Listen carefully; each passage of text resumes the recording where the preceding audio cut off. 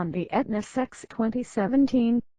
Many wonderful and stupendous cars have emerged from Japan since Soichiro Honda's firm launched the S500 in 1963, but none of them has resonated internationally with the force or sheer mystique of the NSX.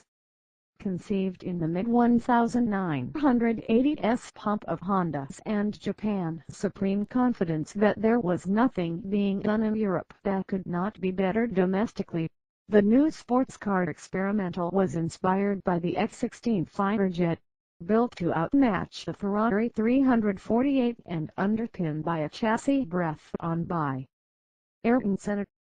When it went on sale in 1990, the NSX's exotic combination of materials and expertise.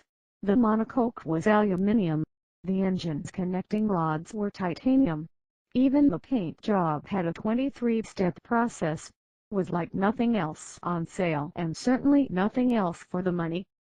When Gordon Murray drove one while developing the McLaren F1, he said all other benchmark cars vanished from his mind. It was that astonishing, which, of course, makes it conspicuously hard to follow up and is one of the reasons Honda hasn't managed it until now. A successor was planned for 2010, powered by a V10 engine, but was culled by the same economic downturn that resulted in the company quitting F1. The job finally fell to a small team in Honda's U.S. division, bolstered by engineers from Japan who had been involved with the original NSX. This combination, underwritten by hefty investment from the manufacturer's thus-market luxury vehicle arm Acura, has produced the same result, a contemporary supercar intended to compete on price, performance and usability with anything built in the old world. To do that, it is a hybrid in the McLaren P1 sense there are 3 electric motors dotted about the place and uses the newly developed twin-turbo 3.5-liter V6 in the middle of a mixed material space frame. The car is intended to work just as well on the road in Palm Springs as it does on a circuit in England, which is about as terrifyingly wide a brief as you can imagine, and it's all-wheel drive to boot. It's also 143,950 pounds on the road. The super sports car capable of 3.3 SEC from rest to 60 mph and an 11.4 SEC standing quarter may not seem exceptional by current class standards, but in the NSX's case that's only a hint of the full story. The NSX's combined system output of 476 pounds for looks, on paper, like it could just as easily have been delivered by any performance car with a healthy turbocharged V8 engine.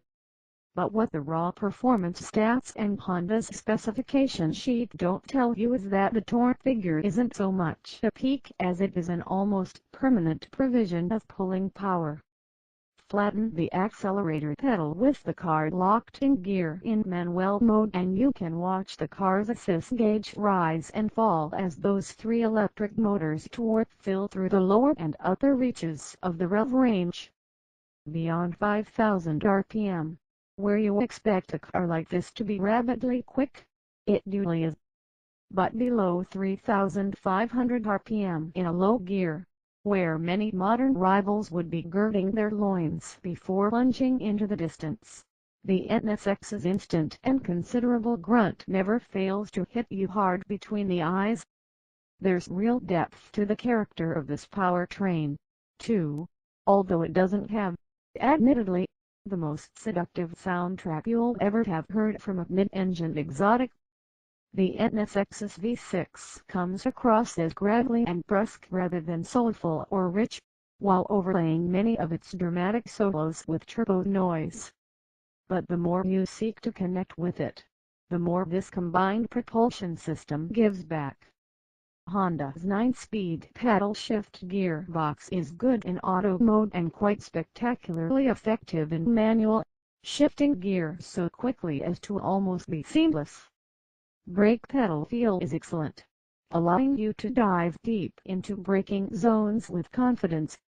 And all the while, The sheer breadth of the car's range of potency, and the many and varied ways that can feel energetic and exciting, continue to seduce.